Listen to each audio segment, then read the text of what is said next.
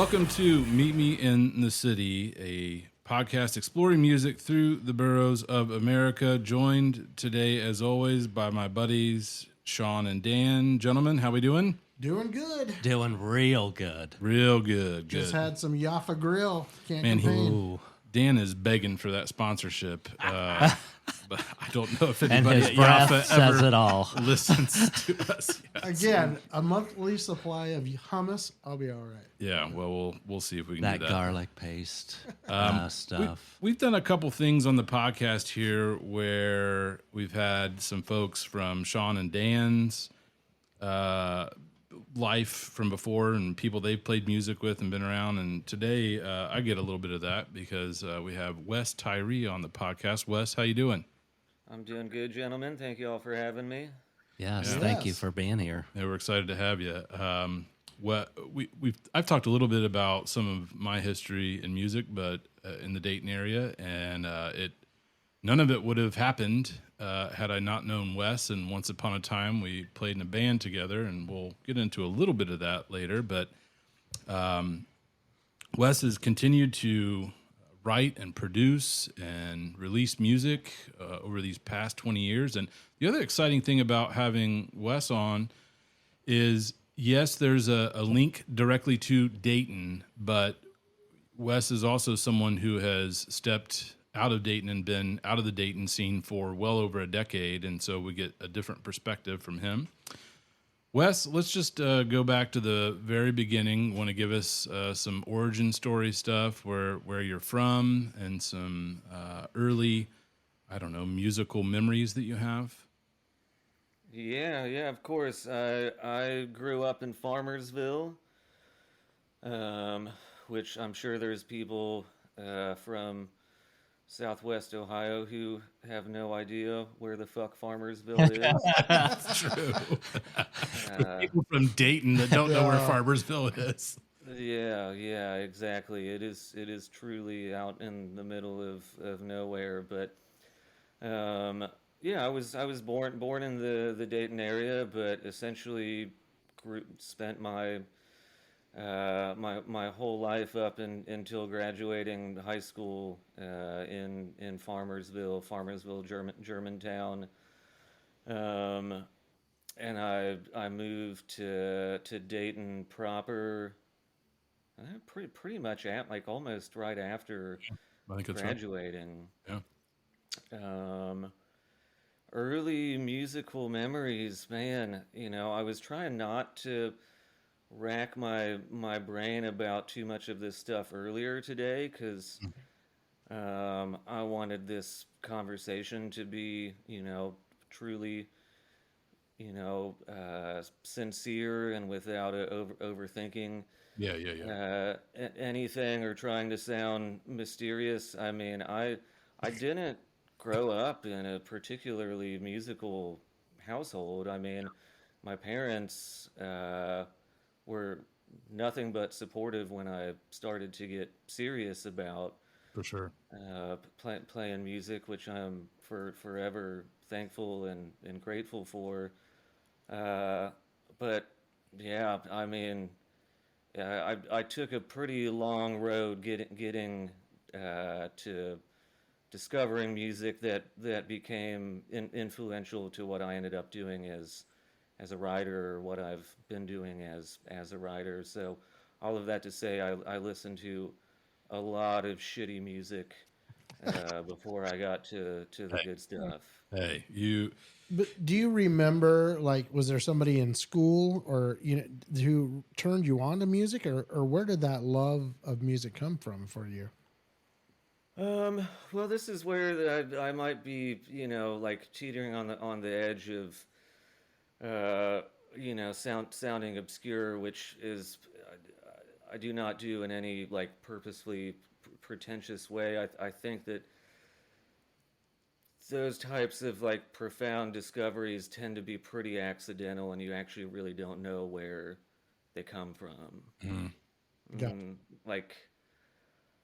I can't think of a moment where my mind responded in the way that my heart or soul was in a way that like I wasn't even picking up on. Yeah. And I think that maybe I've mentioned this before in interviews in the past where people ask me specifically about being from the Midwest or being from Ohio. I mean, I think that there is sincerity with a type of like Midwestern ethos that can be like mistaken for melodrama. And I was, What do you mean about? What do you mean by that? well, I mean, uh, like it's hard to explain. I mean, like, you know, and it's nobody's fault that like stuff gets to the Midwest like pretty late. Yeah. You know, like a lot of stuff finds its way to more popular scenes, and then by the time it gets to, you know, the more like, you know, remote places, its allure has kind of exhausted itself, and then you discover it as somebody who, you know, could potentially feel like you're the only person listening to it for the first time, and it's like absolutely blowing your fucking mind, and then everybody else, it's like, oh yeah, that's old news. Yeah.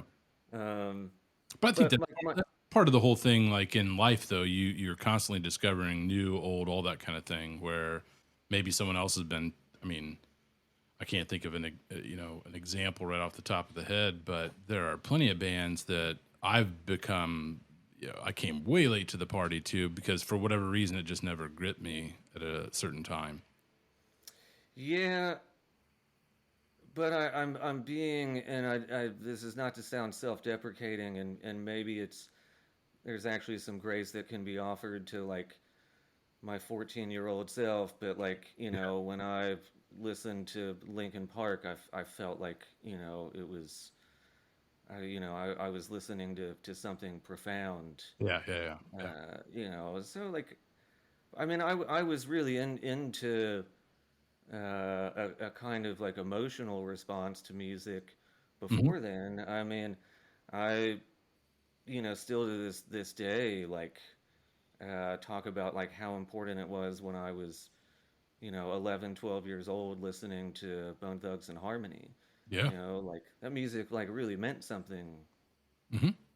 to me then. It still means something to me. Yeah. Well, What are you I, talking about? No, for sure. Yeah. but what I think Will was, I don't want to put words in your mouth, but we take a journey. We find something, you know, we fall in love with something, but then like a good example of this is my mother-in-law, obviously quite a bit older than all of us, fell in love with the Beatles, loved the Beatles, and then she found Led Zeppelin, and she was like, Beatles were not crap, but Beatles were like, She was on the move. yeah, she was just like, they were kind of bubblegum compared to Led Zeppelin. And then Led Zeppelin was like, you know, just mind blowing. So I think you go on that. First, you fall in love with the concept of music. At least again, I'm not trying to put words into people's mouth. I think you fall in love with concept. It means something to you where you're at in that time of your life. Yeah. And then you move on and you find that there's a lot deeper stuff out there and a lot more something that really tugs at where you're at in that part of your life. Yeah. Yeah. Yeah. Yeah, and I'll be able to. I don't want to go into responding that too much to when I started to discover music that kind of set me on a path that where I've been on maybe the last like 10 years, but Yeah. I did have an experience like very similar to that description. Yeah. Yeah. Good. So you're getting into it. When do you pick up a guitar for the first time? I shouldn't assume guitar is the first instrument, but how old are you when that enters the scene? Yeah, no, actually, the first instrument I learned to play was the saxophone. when I was in fifth grade. I could not see you as a saxophone player. No sax before marriage. Yes. Man. And that, I mean, that was the type of you know, like it's another example of what we were talking about before we started recording. It's like I can't even recall Yeah. how, when, why Right. that happened, but like it did, and you know, like I did it for like one year, maybe 2 years. I can't remember exactly, and it was another type of thing where, you know, like if I'm being, you know, like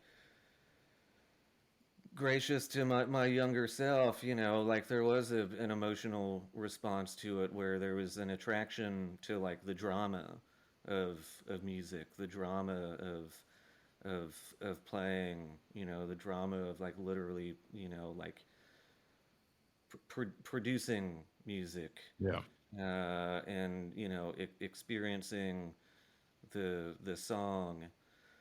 Um, but when I first started getting, you know, like seriously intrigued about, um, you know, playing music that was, you know, closer to what I was listening to for fun. Yeah, I was 14 when I started playing guitar. Okay.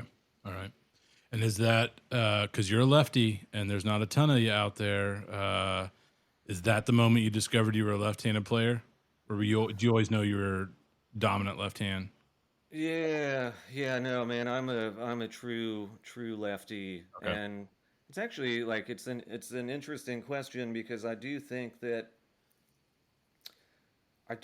was like a definitive moment of sorts in my musical journey, because when my mom took me to get my first guitar, and this is thanks to old friend who I haven't spoken to in years. He had started playing bass, Okay.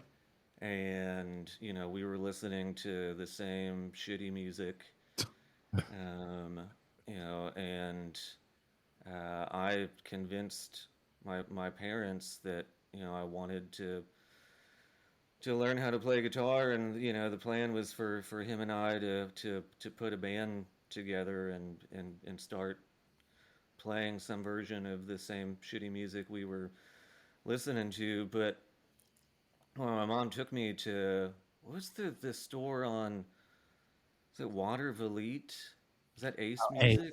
Ace, Yep. Music, yeah. yeah. Man, this might be the first mention of Ace Music on the podcast. We've mentioned a ton of Yeah. record stores, venues, but I'm not sure Ace has been mentioned. No. Yeah. Yeah, Awesome. Yeah. yeah, we went there, and I knew that I had no interest in learning how to play guitar right-handed. Yeah.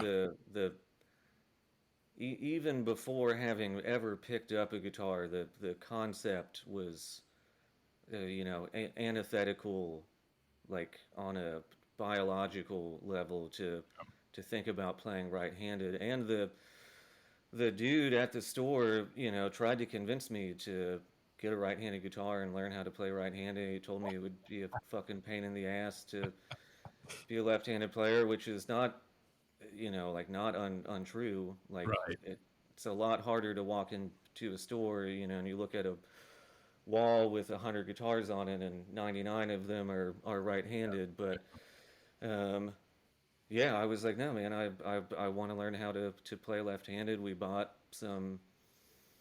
I don't even remember the what guitar it was, but we bought a right-handed guitar and had him string it up lefty, and that was the start of it. Yeah. So, a question I have, because, you know, we talk to a lot of musicians, obviously, on this podcast, but like what, you know, consciously or unconsciously, I guess, when you're thinking like, not everybody thinks this way, like, I'm going to get a guitar and I'm going to start a band, right? Most people just listen to music and it's fine for them. And then there's other people that are like, I want to do that, right? And that's all of us in this room probably feel that way. But why do you think that is?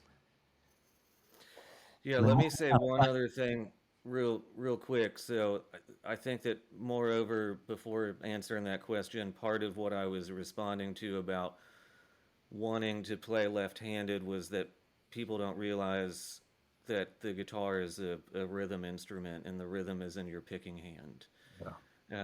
And I knew that all of the power and prowess was going to come from the picking hand, the strumming hand, and not the fret hand. I had no interest in being some type of shredder in the first place. Right. So thank God I trusted myself. I probably wouldn't be sitting here talking to you guys about being a writer or guitar player. I mean, to answer your question, yeah, I don't know. I mean, I I was interested in writing. Yeah. Writing songs? Yeah, writing songs, writing music. I mean, just I was interested in the creative process of it. I mean, I at 14, it's not like I had any business calling myself a writer, but like I had written, like creative stuff prior to that, and uh, my kind of natural inclinations, um, you know, like drifted towards, uh, you know, writing, reading, those types of things. I was not a numbers kid at all. So I mean, I was interested in writing.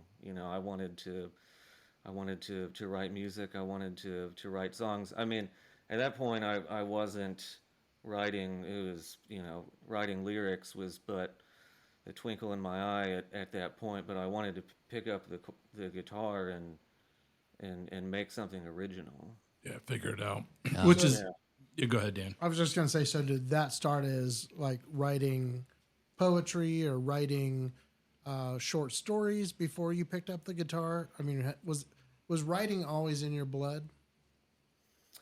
I mean, always would be a stretch, but like I I had an easier time uh, processing on some type of literary level compared to anything else that was expected of me at that age. Yeah. Yeah, that makes sense. Well, it's interesting hearing you talk about the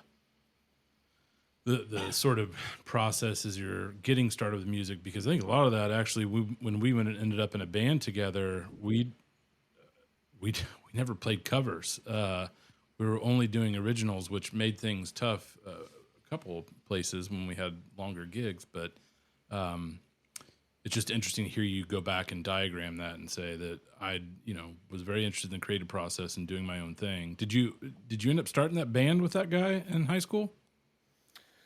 I mean, calling it a band is, a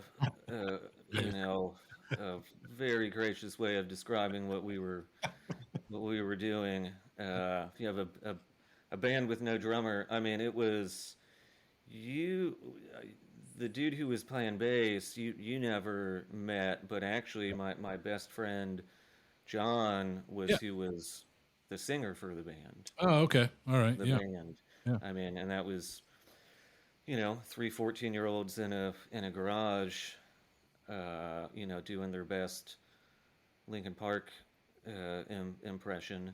Hey, man. But hey, we did it. Great. It's pretty great. Did Pretty you guys great. ever play out? Hell no.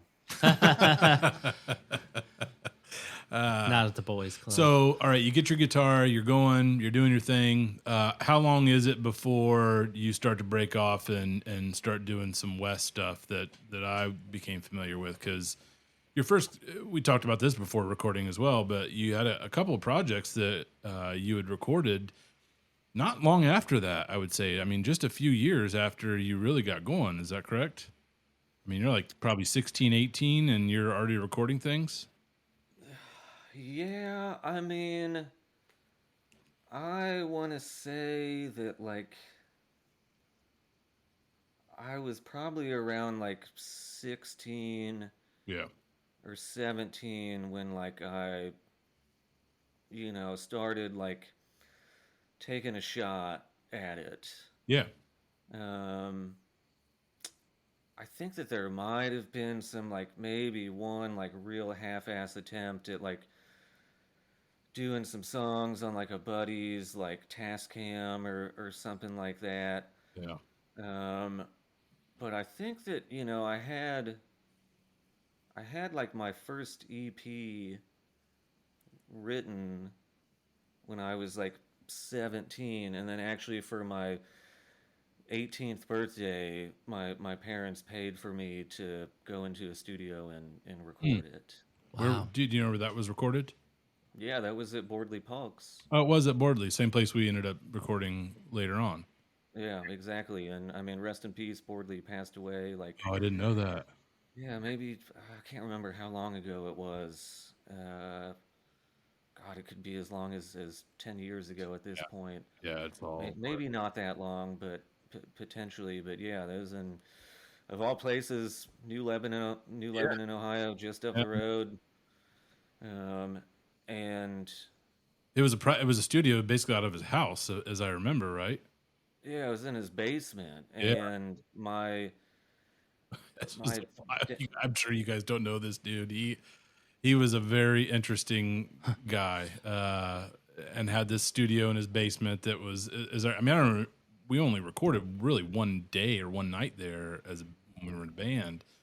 You might have better memory of it because you were there maybe a couple times, but I just remember like a labyrinth of rooms in the basement that he had. yeah, Yeah. no, it was a legit setup. He actually, we got turned on to him through my dad actually worked with a guy who played bass in a bluegrass band, Hmm. and they recorded at Bordley's studio. So like my parents, got recommended Bordley via somebody that my dad worked with. Um, and yeah, I mean it was a legit setup. It wasn't any type of dog and pony show. It was it was my first time in a in a actual studio. Not like dicking around on somebody's 4 track in a garage or bedroom somewhere. Yeah, I mean I did that first EP there. I think it was a couple years later. I did. It might have been a full album. I can't remember. It was either an EP or a full album. And that was before the Should have Easy brought him. Hearts. We would have been able to. We would have been able to confirm or deny all this because I have him sitting somewhere at home, but it's all right. Um, well, and it had to be pretty quick then thereafter that you started the band, and that's when I kind of hooked up. As far as playing music with you. I mean, we already knew each other, but as far as the music stuff goes, it wasn't long after you finished high school, right? I mean, it feels like immediately. No, it was almost immediately. Yeah. Um, I mean, you might have to help me like piece some of the timeline together, but I mean, I met Yeah. Jack Waters, who played lead guitar, slide guitar with us. I met him in Yellow Springs. Okay. I I it's like I found like something in like this city paper or something about music that was needed for a film that somebody was making, and they were taking submissions from folks for it, and you had to go to some, I don't know, it was like a community center or something like that this guy had reserved for the day, and you had to go drop off hard copies. And Jack, I have no idea how he was a part of this, but he was who was receiving the music. And like, I went and dropped off my very first EP, and yeah, I don't even remember if I had put my number or email or something. It was so long ago. And yeah, Jack reached out to me and was basically like, "Hey man, like I want to play music with you." Um, and I think Jack and I might have started playing like first as, Yes. like duo sets. Yep. I We were think. playing at like Taffy's and Yep. Eaton and Yep.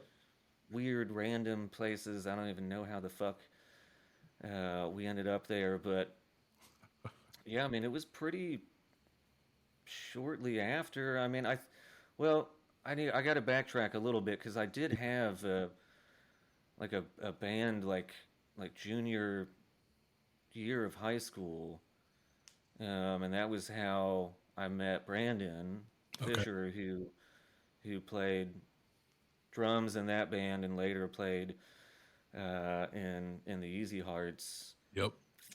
Um, What was that you band introduced that band from high school. Jesus Christ, I have no idea. I have no idea. I don't even know. Like, I mean, I was writing then, but I couldn't tell you any of those songs. I couldn't tell what we I don't. sounded like. I mean, nothing. Yeah. Um, I don't remember any of that either. yeah, though I mean that was pretty short-lived. I mean, it was it was a high. We were serious, Yeah. Of as course. much as a high school band can be serious, playing basement shows and shit like that. But yeah, I mean, it was after graduating that somehow the band came together. I mean, I hadn't moved out yet, but I was very close to moving out. I mean, it was like within a couple months of putting the band together. Oh, it It felt. I was think it was pretty really quick, and the only reason I have that timeline is because my oldest child was born like Mhm. days before we played our first show out. So I know that was '05. That would have been June of '05. Now, we may have played a little, you mentioned Taffy's, which was a little coffee shop out in Eaton. I don't know if it's still there or not. I imagine not. But I think we played a mini set there before. Maybe not. Maybe it was just you and Jack that played that show, and a bunch of us went to the show. But I think our first show out was at Canal Street in the band playoffs, right? Yeah, and that was a slightly different uh, configuration of the band. Yeah, that was Wes Tirey and the Easy Hearts. That was the band we played in 20 years ago. Yeah, that was when Ricky Terrell was playing bass, Yeah, and and then Ricky is still around playing music, I believe. I'm pretty hmm sure he is in hmm the Dayton area. Um, yeah, yeah, and then Johnny Mode joined the band, and I met him at Mad River Starbucks. okay, And very that good. was way back in the day when that was 24 hours, and that place was Jesus Christ. I mean, I couldn't stand being there now as a grown man, but I mean that was back then. I mean, that was just where I mean when you were 19 years old. I mean, there's nothing to do. I Right. mean, you went to Mad River, on a Friday or Saturday. I mean, it would be, 30, 40 people outside, Yeah. and everybody would just, you know, chain smoke and, uh, like some, Hang out. Just hang out. yeah, people would have guitars, people would be there. I mean, I'm sure it was super fucking annoying for anybody else who was there. And then, yeah, you do that until 2 o'clock in the morning. Then you go over to Waffle House and hang out there until 4 or 5 o'clock in the morning, and then you know Call it a night. that was what you did. I do. But that was how I met Johnny. Okay. All right. And then the other, to fill out the rest of the band, so you already met Jack. Ricky, then Johnny, Brandon, myself. We knew each other, and then I'm the one probably that brought Gabe Mitchell into the fold, who played keys. Mm-hmm. He and I had worked together at a different Starbucks over in Oakwood. I do want to mention one thing though, because here we've been talking about these memories that are crazy. I remember, I'm pretty sure it was Borders by the Dayton Mall. You were playing like uh, some kind of open mic or something. And again, this memory is tied to something else. I had a 2003 Ford Focus, and I went out after I came in to watch you play, and I left. And when I went out, my car wouldn't start, and I ended up having to get the car towed because the tumblers in the ignition had gotten off, and so the key wouldn't start. And so I'm like, "You got to be kidding me! I come out here to go see this guy play music, and now I got to get my car towed." So anyway, do you remember playing Borders at all? Well, that's another one of those. Uh, Until this moment, you didn't. yeah, no, but I'd have to ask her if she can find it, but I'm sure my mom has there was like a newspaper article Oh, about that. Or no, I think they used a picture from that show. I do remember that. That was not, man, I was so much more proactive about doing shit back then. I mean, I booked that show. I oh, convinced somebody to let me like play a whole set of music there. hmm, Yeah, I do remember that. okay. Well, Will has the receipt from the towing that he'll be sending your way. So. That car is long gone. It's the only time anything ever like that's happened to me. It's just weird that it happened after coming to see you play. Okay, so we're into the band. We've already mentioned first show out, which was the Canal Street Band Playoffs. How many members were in that band? There were 6 of us total. 6? What did you play? I play mandolin and a little bit of acoustic guitar. Wes alternated occasionally between acoustic and electric, mainly electric. And then we had Jack Waters, who was mainly played slide, but Hmm. played a little bit of lead. And then Brandon played drums, Johnny Mode on bass, and Gabe on keys, and some other stuff too. But So was this band, Wes, was that your idea to get all these people together? Or were there other, like, did other members say, we need to get a band together? And I know this guy and this, because you brought in Gabe, it sounds like, yeah, but I don't even remember how it all came together. I don't. It just kind of happened as I remember it. But you might have a better recollection of it, Wes. I mean, I think that I wanted to put a band together, and that was just how it happened. Yeah. You Is it know, and then at per- like a certain point, we ended up in Brandon's basement to try play like, just to see what happened. Like I don't think that uh, you'd have to ask Gabe, personally, but like I don't think he'd ever listened to like any of my tunes before.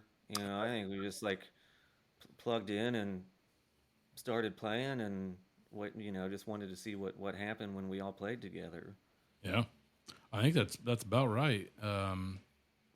And you must have got us into the band playoffs. I would assume that you put us out there for that, right?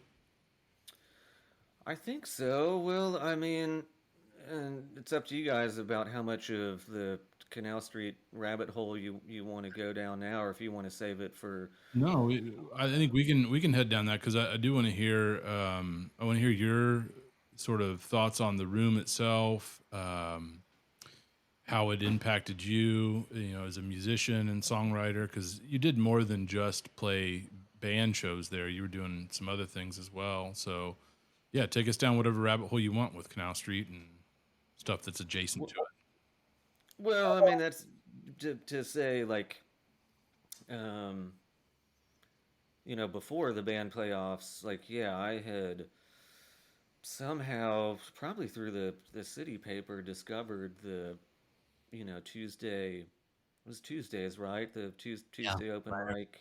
Oh, yep.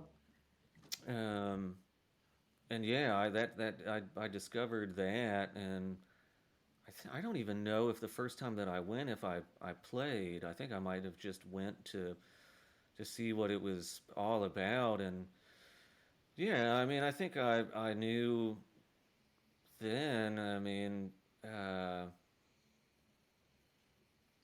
how like pivotal it was gonna be for me if I was gonna be a songwriter of any kind, that playing at Canal Street was going to kind of be a rite of passage. And I was like seeing, I was 19, couldn't even order a drink at the bar, and that's when I was seeing, uh, Todd Widener play for the first time, Mm-hmm. Stephen Gollett. Um, I don't know if that time that the first time I went was when I saw Will Cope, but like a number of. There was also some of the dudes from like maybe Captains of Industry, maybe Okay. Tim or somebody like that. I can't remember exactly, but yeah, I mean I got the balls to sign up and actually play, and thankfully type of you know uh, type of room that I don't want to say that it's like so special that it's only unique to Dayton, but I Sure. mean, it's a true listening room. I mean, Yes.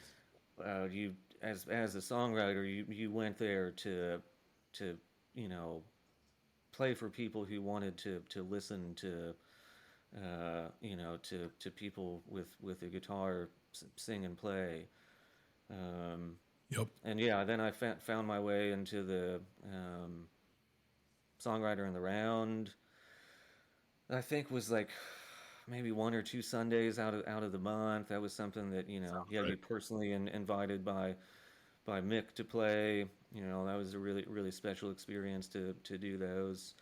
Yeah, but somewhere along the line in my early days of playing there as a solo artist, and then putting the band together. Uh, we decided to. I mean, the band playoff thing was like anybody could play. Something. You just had to Yeah. sign up. Yep. Yep. Well, and so once again, here we are with there's four people talking on the podcast, and three out of the four of us actually played in the Canal Street Band playoff finals. Old Sean Johnson here actually did not. So, He did. We remember. We didn't No. play in the finals. no, Oh, they you weren't in the didn't make it to the finals. finals. He didn't even I remember was he in- was in it. Oh, So that's true. Yeah, exactly. I'm sorry. You said the final. I thought you were. yeah, just no, saying- I'm just giving Sean a hard time. I mean, I remember. I think I probably shared So you my guys memory of got this. to the finals. We made it to the final. Our first show out as a band was the first round of the playoffs. Don't ask me who we were playing with that night. I don't remember at all that first evening, but Who was the final against? the Sailing and Saint Cycle, I think, were the two bands who made it to the finals. Saint Cycle? Yeah, and the I don't Sailing. remember yeah. them. They were. I mean, they were. All three of us were pretty active in playing. All three of the bands ended up pretty active for the next couple of years, playing around town. I would say. Wes, do you have any memories from anything from the playoffs at all? Oh yeah, man, I've got a lot. I mean, one of the big ones that stands out was the first show that Johnny played with us on bass was a band playoffs set, Probably the second round. and something like that. Yeah, and like I had written all of the essentially his bass parts down for him because the rehearsal was so fucking ragtag, that he basically like had his like pages printed out on top of his bass amp that he was like looking down at Yeah. The whole time during our set. Uh, yeah, I mean, it was a super fun time. There Yeah. was also some, I'm not gonna sound like a, you know, a bitter musician about it, but there was, it's like any scene, there was unnecessary antagonism Sure. Oh, going around yep. to, Yep. I remember from, I think it was, I'm pretty sure it was the first round, first show, because I think I was at that point still, like, I would sit down and play mandolin during the show. I wasn't standing up. I was super nervous to play, and they asked us to do a little sound check, and we did, I don't know, like 10 seconds of a song. And I can remember the people actually responding to what we played. And I don't know if it was just they didn't expect much, but when you play something for the first time and see someone respond to what you're doing, I was like, "Ooh, this is kind of fun." And I don't know if it was just they didn't expect. Dan, were you there the first round? You came to see us at some point. Yeah, I don't think I was there the first round. Yeah, I don't know who else would. It's probably all our parents and any friends we could convince to come out, but that's how kind of that thing went. But I just remember having a lot of fun, and playing in that room was pretty nice too. We had talked a few weeks ago, Wes, about Canal Street as a whole, and you've mentioned the co-op, songwriters in the round, band playoffs. Obviously, those are staple things of Canal Street, and Canal Street has come up. Everybody we've talked to in and around the Dayton music scene between the 80s, 90s, 2000s, and even obviously not today, but towards the end, people have kind of a respect because of the things you've already named. That it was a listening room. You could come in there, and people were there to respect the music and the effort you're putting out. What else do you remember or would like to highlight about Canal Street as a whole?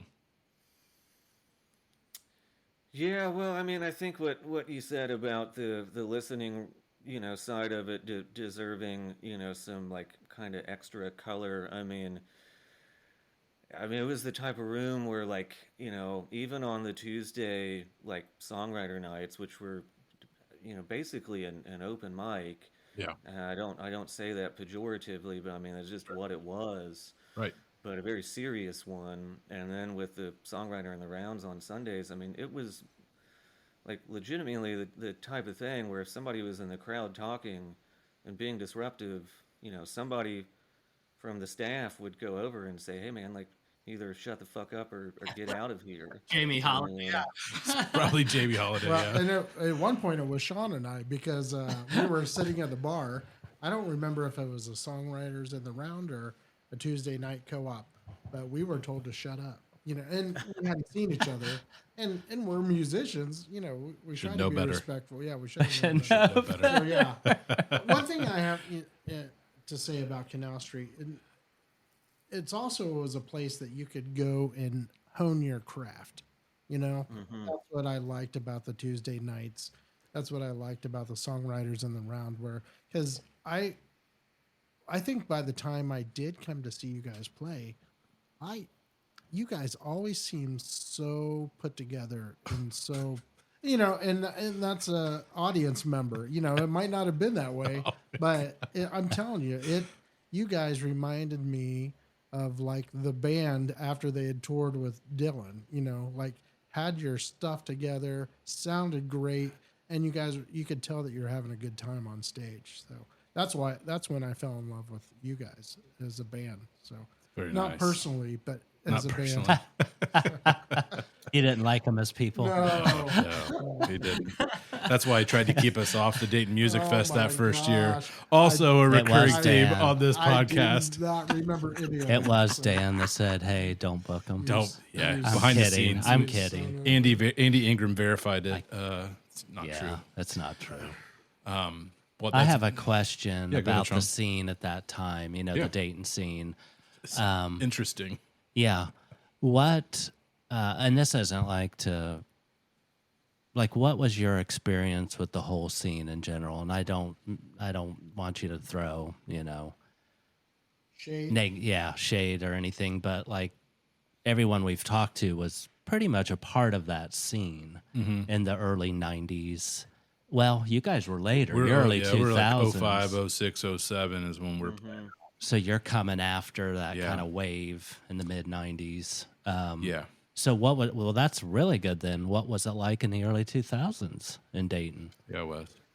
Yeah, I mean it'd be hard to throw any shade because it was not it was not a cutthroat scene. It was actually very sweet and collaborative, and everybody was really interested in what everybody else in the scene was doing. I actually was talking about this with somebody the other day. It was like, you couldn't even really be a hater because it was like, the person who was gonna, make your sandwich for lunch was somebody who played in a band who was playing at Canal Street or Elbows or Oregon, Coffee. Yeah. Yeah, I mean, you'd go out and uh, in the district, any time of the day, and you're gonna run into somebody True. Yeah. who you knew, and I mean, I think we all really were.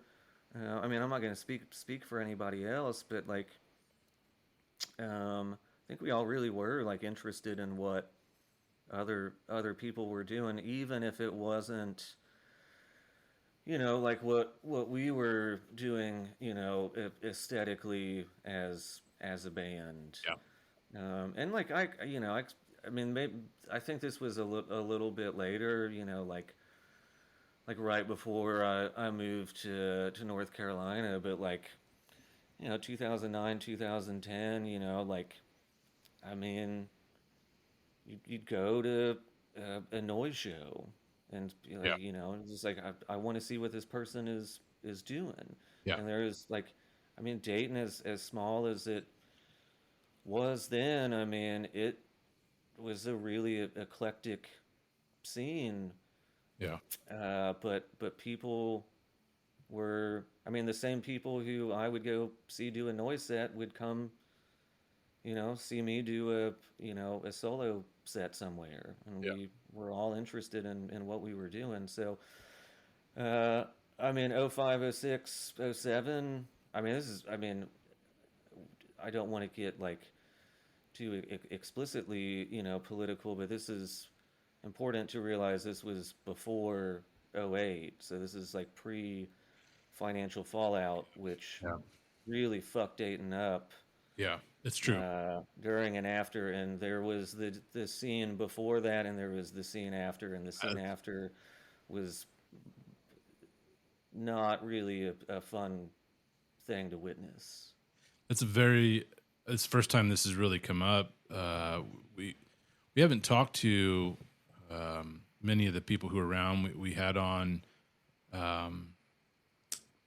the current curators of the Dayton Music Fest a couple episodes ago, and so they've been around for as long as you've been around. It's interesting to hear that divide in the scene, because how you described the scene, I think, is accurate. That I think you would go to other people's shows, they would come to your shows, and there was support.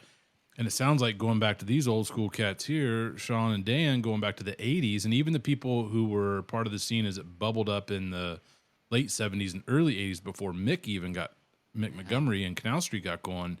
It sounds like Dayton was a fairly encouraging and supportive environment to play music in. I mean, Dan and Sean, you guys can jump in on that and confirm or deny. Yeah, I mean, I think very much so that a lot like your experience, that's very eclectic group of people, but they're all out there trying to do their own thing. But you knew them because they worked at Dingleberries or they worked at Dayton Music, and you knew them, so you supported what was going on because you wanted to see what they were doing, and you wanted them to come see what you were doing. Sure. And but yeah, I think, I mean, I really got out of music after basically the Dayton. We stepped out of the Dayton like Music Fest. 2009. Yeah, Yeah. but it was definitely a different time, I think. Yeah. All right, Wes, you can come back to any of this Dayton stuff, Canal Street, anything you want to at any point, but you did end up moving on. What year did you move to North Carolina? I said more than a decade, but it's been 13, 14 years. What year was that? Yeah, yeah. I moved in July of 2011. Okay. And you've been, I know not exclusively, but you've been in and around the Asheville, North Carolina area, correct? Yeah, I moved to the town of Black Mountain Yeah. in 2011, which is about like 20 minutes east of Asheville proper. Okay. How soon after arriving there did you get involved in the music scene there? Not very soon, I moved, for a couple reasons, and one of which included finishing my degree. Sinclair had got a lot of money and time out of me, uh, Shout out. but it was really, yeah. Shout out Sinclair. Uh, Very very formative, truly. I do say that with some seriousness. But yeah, I wanted to finish my degree, um, and so and I think too I was going through like a little bit of some type of creative, uh, like dry spell, something. I really wasn't doing a lot of writing. I wasn't doing a lot of songwriting, lyric writing. Um, I was feeling pretty uninspired on that end. I was really focusing more on guitar playing and writing instrumental pieces. I had started getting like very, very, very deep into the fingerstyle guitar scene, and that was like where I was putting my creative energy. But it really wasn't. Being back in school full time did not leave a lot of bandwidth for creative pursuits. But I mean, I played some. I played a couple. I wasn't living on campus, but I'd played some house shows on campus. I think I might have played an open mic or something like that just to get out and play somewhere in Black Mountain. But it was probably around 2000, like. I mean, I went back in the studio and did an EP in 2013 Okay. called "I Stood Among Trees." Mm-hmm. I was Under actually your name. Was it under your name? Like It a was under separate? my name. Yeah.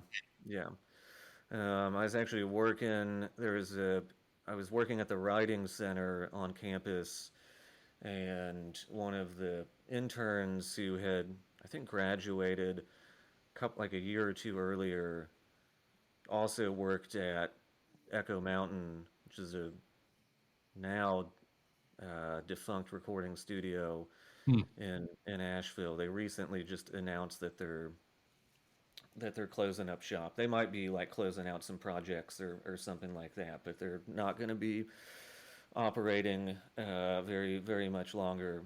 But yeah, essentially, my buddy Drew, who was working at the studio as well, gave me a sweetheart deal, and I went into the studio there and busted out that EP, and it was pretty soon after that um, I started getting kind of deeper into the communities that have been working with for the last like 10, 11 years. So it was probably about 2013, 2014 that I started getting like very, very active in the scene and actually like booking shows and playing shows and getting asked to open and share the stage with people who had been in the scene for a minute and people who were traveling through.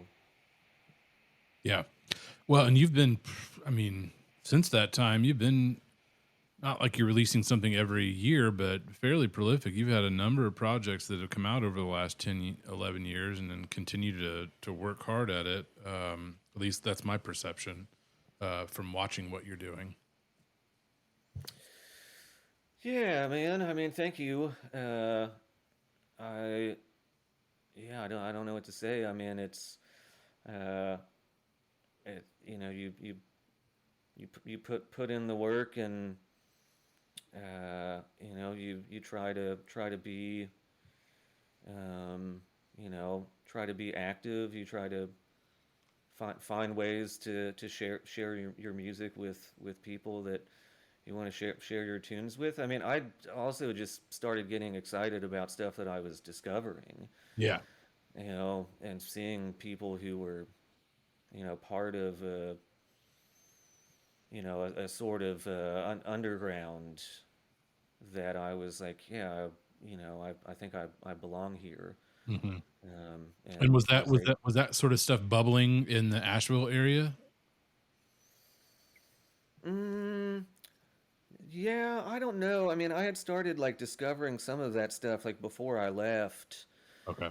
Maybe around like 2011. I was starting to find these like, kind of similar to what Seth started doing with Orange Milk. I mean, I did do a tape with Orange Milk in I think 2014 or something like that. Some of Yep. those recordings go back to 2009. Hmm. Um, Did he do the but artwork yeah, for that, by the way? Seth, did say he do that the again. artwork for that cassette? I think Keith did. Okay, one of them, either Keith Rankin or Seth Graham. Seth Yeah. Graham, friend of the podcast, friend of all of us. But there's a whole, like kind of analog to what Seth had been, creating or being a part of. With There's an analog to that with like kind of weirdo folk music, Yeah. outsider folk, experimental folk, whatever kind of caveat you want to attach to it. And I, you know, was just very, I just jumped into it and dug as deep as I could. I mean, I started meeting people in the scene who were like familiar with those things. You'd meet somebody somehow who worked at a coffee shop, or you shot the shit with before or after a show, and some artist comes up in conversation, and next thing you know, they also own the same obscure LP or cassette of some underground guitarist out there somewhere. And next thing you know, you're talking with that person about what you're doing as a songwriter. And those people that I had started discovering, uh, through the underground, were people who started like playing in Asheville. Mm. I'd see that they would be playing at some place like the Mothlight or Static Age Records or someplace like that in Asheville, and like I knew who those people were. And sometimes I could play with them. Sometimes I would just go and to see them and be part of the scene. So I wouldn't say that it was necessarily like anything like that was really like channeling in out of Asheville itself, but there is a community of listeners there who were, hip to some of the same shit that I was finding. Yeah. Do they have? I mean, in Asheville, is there a pretty good or a bubbling, underground music scene going on there? I mean, Dayton has always had this sort of thing for 40 years or so. Asheville, I know that there's a couple of venues there that have bigger artists that come through, but what's the local scene like? Is it good? How have you found it to be over the last decade or so?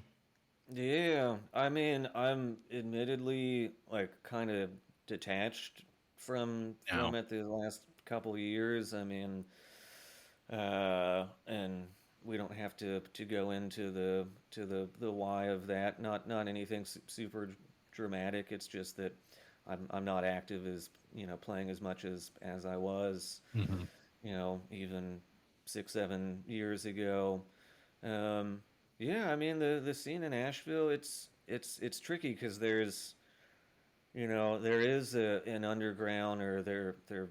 I mean, long before I moved there, I mean I know people who were living in Asheville back in the 90s and like the early 2000s, and like that was like it Pop. was it wasn't popping, it was like legit like fucking weird outsider shit Oh, was really? happening.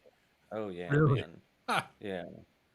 So, Yeah. People doing really avant-garde stuff.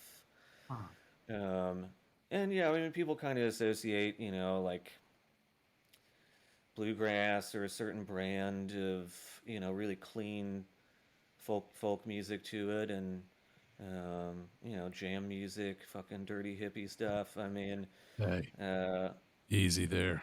I know. I mean, it's. I can smell your patchouli from here. Yeah. Well, tell me, it's strong. It's patchouli and Oh hummus. It's gosh. good stuff. And garlic. Yeah. So I have bad mix. so Yeah, go ahead, Dan. figuratively and actually, your voice changed. Is that through your movement to North Carolina? I'm not even going to put Asheville out there, but did you find yourself, or did you find something in yourself that kind of changed the way you wrote and the way you sung? Because I think there is distinct. I didn't follow you in 2009, 2010, but there's definitely a distinct way you sing, the Technique. technique, but also your writing. I think is even more introspective. Introspective. Yeah. So I mean, that's just an outsider's thing, but do you think that was part of your moving away from this area, or do you think it was always there? You just needed to find what you were looking for.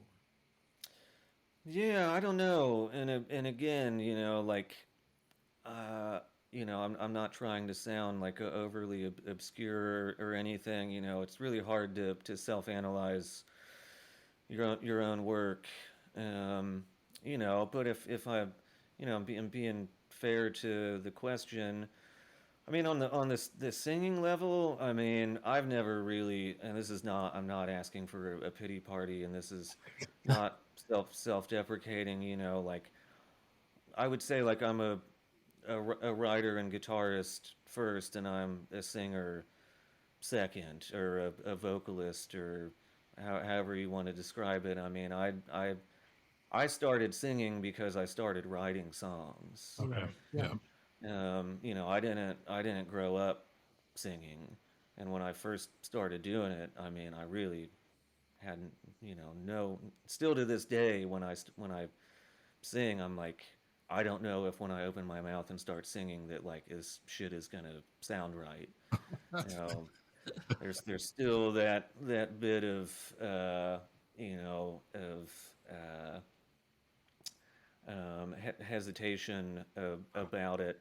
I mean, I think on a really just raw level, I mean, I got older, and I think that really is just like when I, like 6, 7, 8 odd years ago, when I started noticing that my voice was changing, I kind of thought that I was losing whatever little bit of range I thought that I had, but I've come around to the idea that like a different part of my range opened up, and I sing much more naturally than I ever did when I was younger. Um, in terms of writing, I mean, I don't know. It's like every now and then I mean, I played some of those early, uh, or like the first Easy Hearts EP for my fiance, Hmm.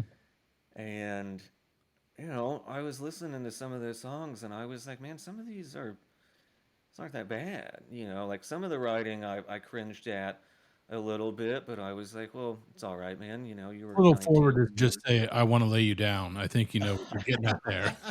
Well, I later found out that I somehow copped that line from Conway Twitty. Oh, Oh, really? Uh, boom. It's not. yeah, It's not a bad yeah. person to steal from. No, no, not at all. Yeah, I mean, but there was uh, I'd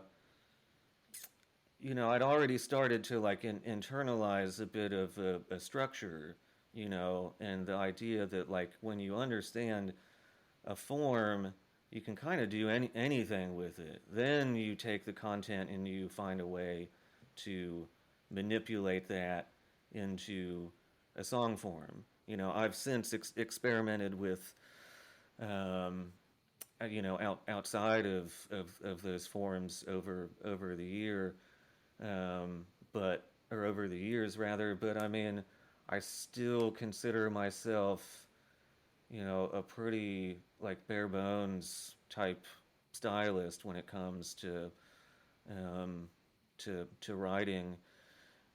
And I would like to think that like what voice songwriting voice has changed that somebody else hears rather than myself just means that the right the writing gets better when you can learn to discriminate what is worth pursuing as a good song. When you're Right. younger, you know, everything seems like a good idea because everything the process is so new and Yeah, exciting. they're just trying things Uh, out.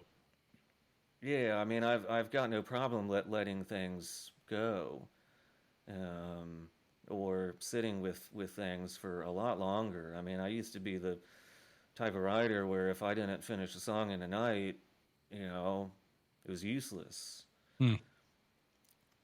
I mean, now I've got no problem letting songs take, days, weeks, months, forgetting that I've written something down somewhere, and you pick it up and I'm like, oh yeah, it's a pretty good line, and it Yeah. can end up someplace else. You start to have a more like open attitude about where songs can go when you just like let the writing happen, and then you can just kind of let the song breathe. Right. Mhm. Not forcing it, not trying to get to a place, but let it come Hmm. to its own conclusion. Yep. Yeah. Totally understand that. I want to talk about a couple of projects that you've released, and one that I think highlights um, sort of a like the beauty of your guitar playing, because there's some really just beautiful pieces that you've put out over the last few years. And I'd asked you about this a few weeks ago, but you were on a Tompkins Square compilation called Imaginational Anthem, and I think the track on there is My Grandfather's 12 Gauge, right? Hmm. It's a gorgeous song, which we'll try and put up in the notes when we share this. How did that inclusion onto that compilation come to be? Man, that was a long time ago too. That was 2013 or 14. And that was I had started getting really into Tompkins Square's releases probably about 2009, 2010, around the that was all around the time that I was like getting really deep into like the contemporary fingerstyle guitar scene. And that was like one of the first places that I somehow discovered. I don't even remember how I discovered them. Um, I mean, I think as soon as I discovered them, I started sending music to Okay. Josh Rosenthal, the founder of Tompkins Square. I mean, I ended up on that comp specifically because there is a guitar player, Hayden Pedigo, Okay. who Hayden's crushing it right now. He's been really, I think he's done like 2 3 albums on Mexican Summer, killer label. He's doing a really great job. But we had connected through the same weirdo underground guitar scene. It's like all, kind of like all of us who were a part of it like know each other Okay. in some way or another. And Hayden was who was tasked with putting together the next volume for Tompkins Square Okay. of Imaginational Anthem. Essentially, Josh would pick somebody to curate um, the next volume, and so Hayden was who was tasked with putting together that volume, and I was one of the people who was asked to contribute a piece for the compilation. Nice. Amazing. A couple more maybe recent projects you've been a part of. I guess this goes back 4 years technically, but Midwest Book of the Dead came out in 21. Is that right? Yeah, I was on cassette and CD with Dear Life Records in 2021, and then was reissued on vinyl in 2022 with a label out of Spain called Mapache Records. Okay. How about this Billy the Kid project? First question, which is not even about the music or what you did with it. Who did the artwork for that Oh, for the cover? cover, yeah, Nathaniel Russell. Okay, I don't know. I think it's a pretty interesting image. I like the artwork. Um, did you have any say in that, or did they just present that to you as a potential, or is that someone you asked to do art? Yeah, so the Josh who runs Sun Crew, the label, yeah, he threw that out. I had actually was familiar with Nathaniel's work. I had followed him on Instagram for a while, and when Josh threw out Nathaniel doing the artwork, I was, like, yeah, fuck yeah, man. I mean, let it roll. And that was like the first draft of. I mean, Nathaniel sent that to us, and it was like, cool, yeah, book it, man. I Looks mean, great. How about that? Well, tell us a little bit about that project just in general. How did that come to be?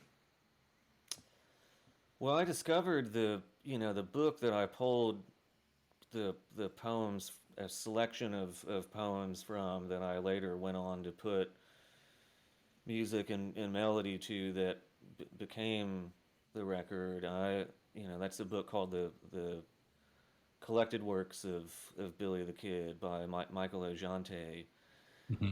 And I discovered that, I think in 2015, at a bookstore in Asheville called Malaprops. And I think it was like on the staff picks shelf or something like that. I was just drawn to the title, and I mean, as soon as I opened up the book, I mean, I didn't even have to think about it. I just Yeah. went to the counter and bought it, and I think I read the entire thing that day or the next day. It's a kind of, you know like a hybrid work of these, uh, like experimental, like concrete, like cowboy poems, and prose vignettes, and very surreal and dark Hmm. and twisted, and it was all, collagist, and all of this type of aesthetic synthesis of stuff that I had, been interested in. It felt, that I had like discovered something. It was one of those like really important discoveries. It felt like I just discovered something. I was like, who the fuck told this guy about me? Like this was, made for me. But I mean, like uh, putting music to things that putting music and melody to things that aren't explicitly songs is not easy at all. Um, Imagine. yeah, and it's like, I had got turned on to. There's a great record by Richard Buckner called "The Hill," that he did the same thing with this selection of poems from Edgar Lee Masters' The Spoon River Anthology, which is a very important piece of Midwestern literature. Um, and he had done the same thing. He was in a kind of writing drought, and to pull himself out of it, he went to task to turn these weird poems into songs. And same with the Ojante book. These are free verse writings, and I'm a very rhyme based writer when it comes to writing my own stuff. It's just the way that I cut my teeth as a writer was writing in a more kind of ballad form. But I think I can't remember when I started working on it. It was maybe 2022. Okay. I was, I just wanted to work on something. I wasn't writing, but I wanted to have something to focus on. And yeah, I mean, basically just grabbed the book. I hadn't, I'd read it multiple times, but never with any intention of doing anything with it creatively. And I sat there at my desk with the guitar and went through, selections of the book, and started working on stuff that I thought, had some potential with it. It's cool. Just noticed I'm terrible at social media, but your most recent project is No Winners in the Blues. Is that right? No, the selected works of Billy the Kid is the most Okay. recent. Okay. So I'm So no Winners in the Blues came out actually on a small tape label out of Chicago that's not around anymore, called oh, Patient Sounds. okay. That was I recorded that in 2018, Okay. and that came out in 2019. And then, man, when I think that was reissued on vinyl in 2023. Okay. Yeah. Because I know you were up in a record store and you had posted a picture of yourself with that record, correct? Am I making this up or No, it's true. Every now and then I'm reminded that I'm not entirely screaming into the void. I couldn't read what your reaction was. I'm like, am I making this up? I'm pretty sure I saw this with my own two eyes. Well, I promise I wasn't looking for it. Yeah, I no, was that's I actually think that's what's in cool is that you just stumble into a record store and boom, your record's there. That's got to feel something at least, right? it might have been on sale, which always hurts a little bit, but The dollar bin. The cutout bin from the back of. no, it was actually super super sweet. I mean, that was a amazing Freak Out Spot Records in Accord. My fiance, and I were heading back from a long day out, and we were actually stopping by a liquor store, and right next to it was the record store, and I was like, oh man, what a random, like a random discovery, tiny spot, and yeah, I went in and started flipping through, and um, saw the record, and Yana took a picture of it, and the guy was like, hey man, is that your record? And I showed it to him, and he was like, oh man, you're Wes Tirey. And then he told me he was a big fan of the record, fan of my tunes. And ended up being the case that he had some pretty deep North Carolina connections, Okay. mainly with Boone. Boone has a pretty wicked outsider scene. So he knew some of the same music folks from Boone. Okay. But yeah, it's always a sweet experience when Yeah. meeting somebody who is a sincere fan. Yeah, appreciate what you do. It's amazing.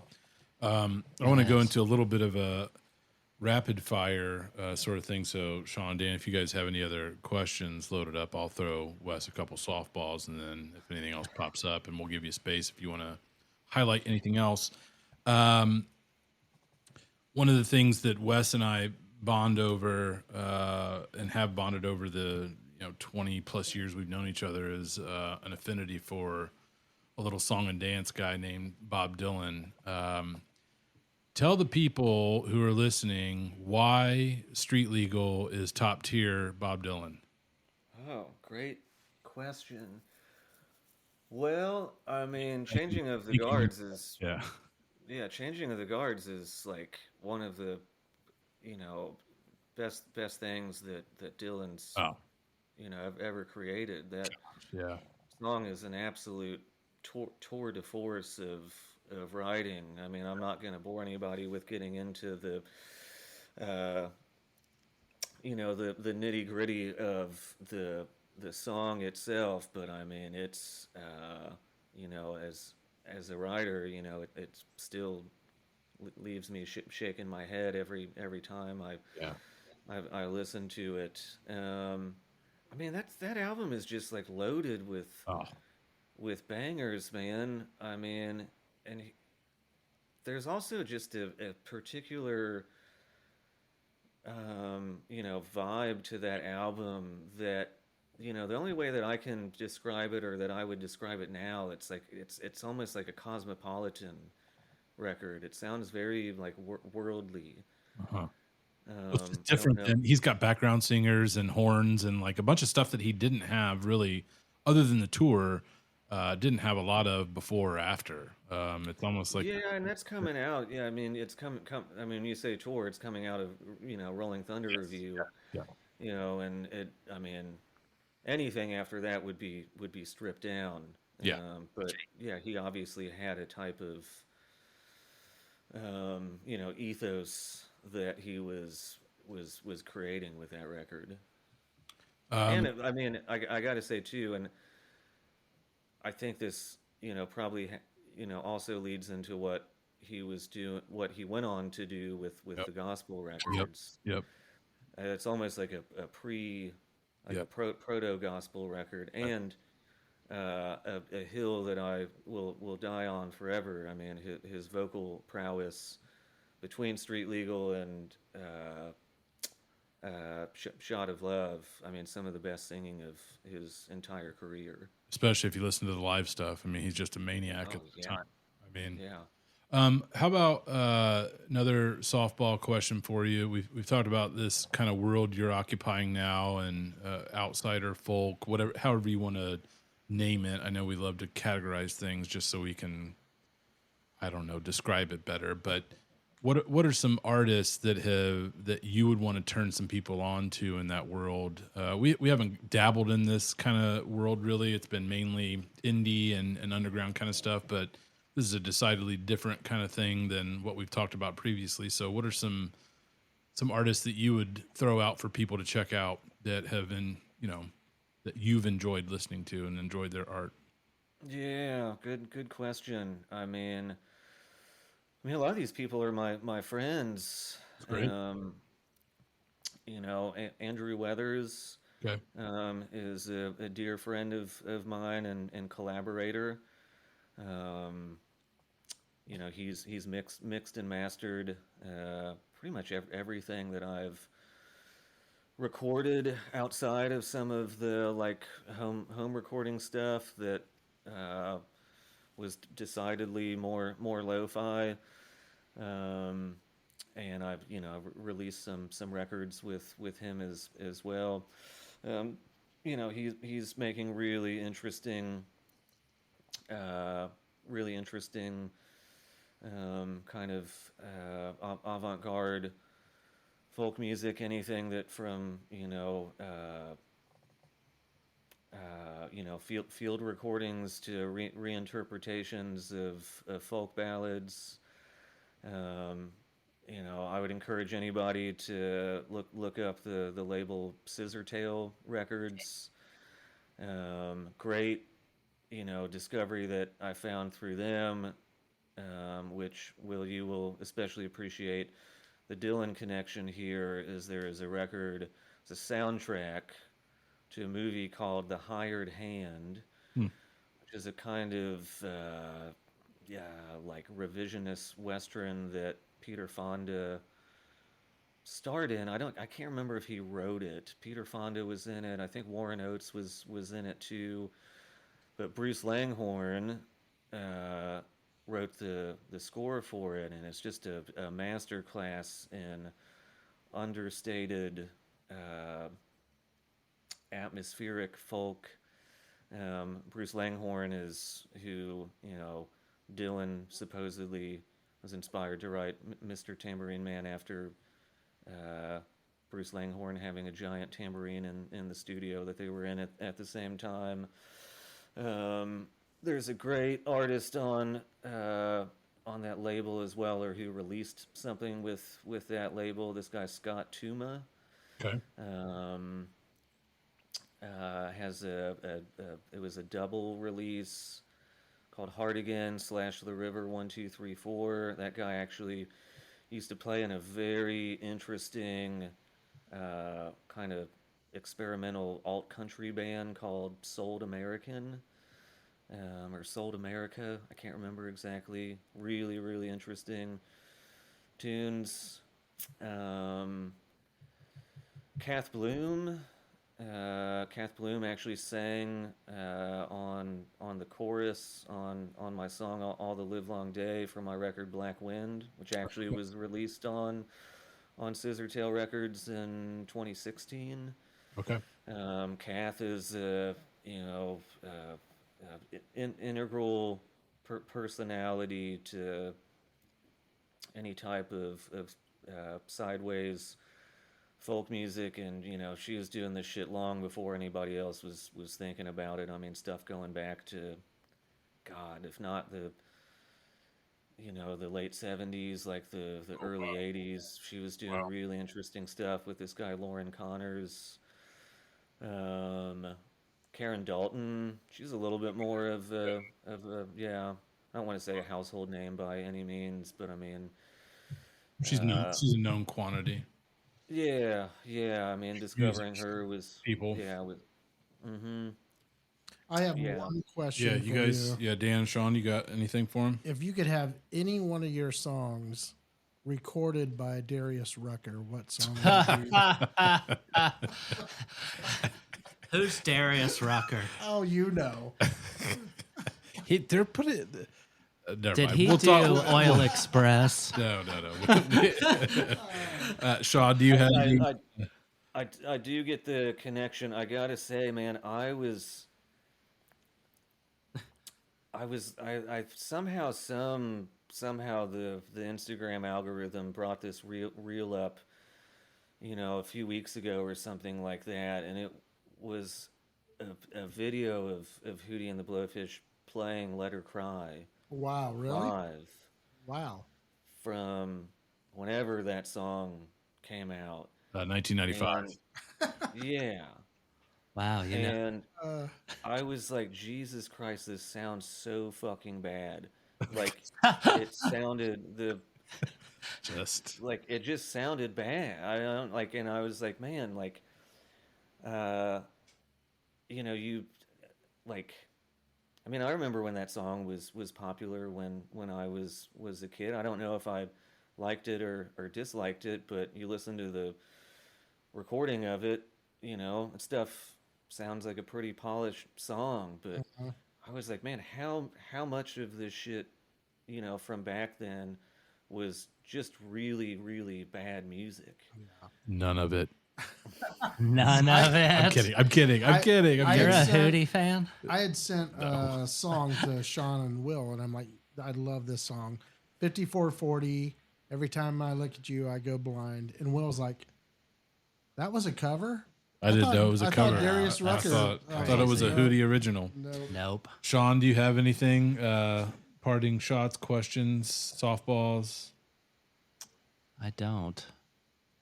Wow. You okay?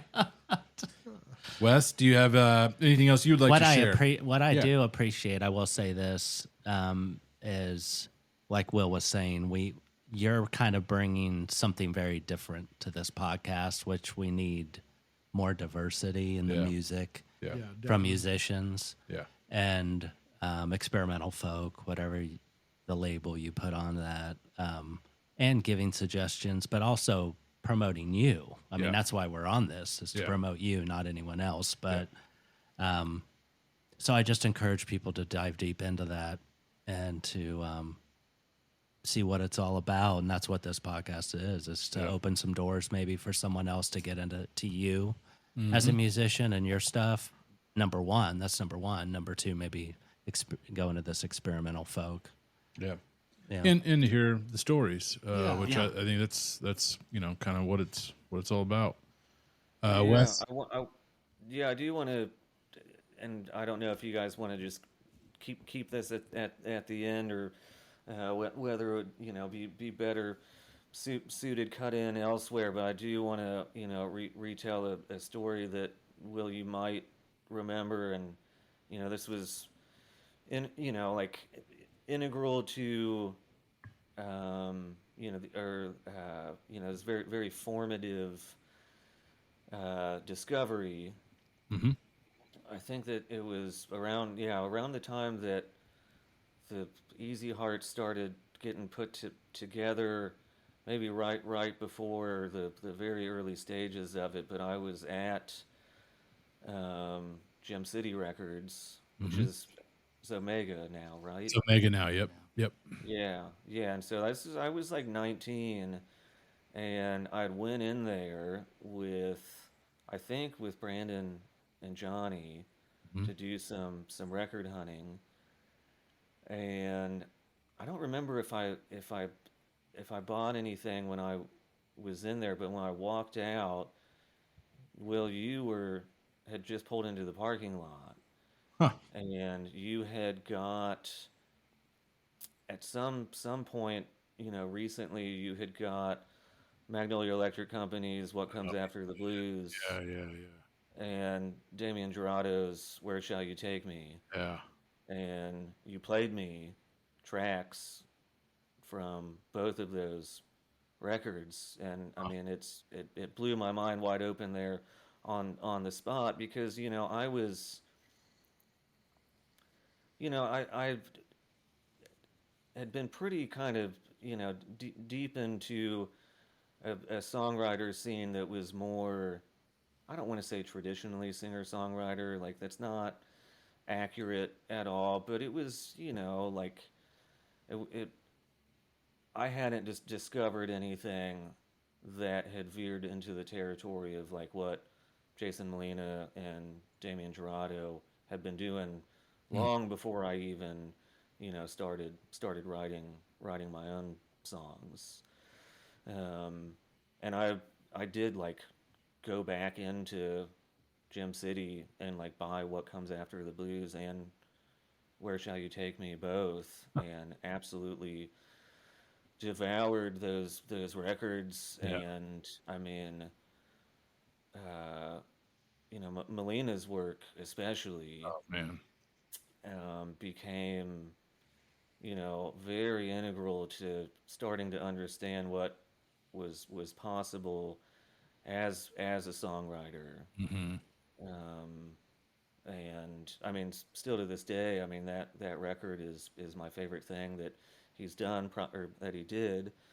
uh, I think the one right before that was the Songs Ohio, like the final record that was called Magnolia Electric Company, I believe. Yeah, I think that's right. Yeah, Just and I listened mean, to that a couple weeks ago. I Yeah. eventually went back and listened to everything that I could find, and with Gerardo, I mean, he's a storyteller, and that record, I mean the title track, alone, Yeah. was like, those things were discoveries, on like a deep level that embedded something in, my DNA as a writer.